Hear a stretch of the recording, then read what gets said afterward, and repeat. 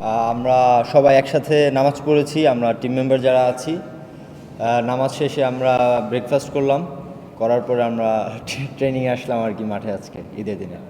না, এই দিয়ে আমার হচ্ছে পরপর 3টা ঈদ বাসার বাইরে করা।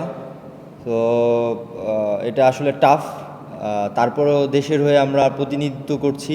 So at the end of the day আমরা যখন টিম মেম্বার সবাই একসাথে মিলে, এটাও আমাদের একটা ফ্যামিলি আমাদের কাছে এখন হয়ে গেছে। সো ভালোই লাগছে, মানে ভালো লাগছে, এই মোমেন্টগুলো এনজয় করছি।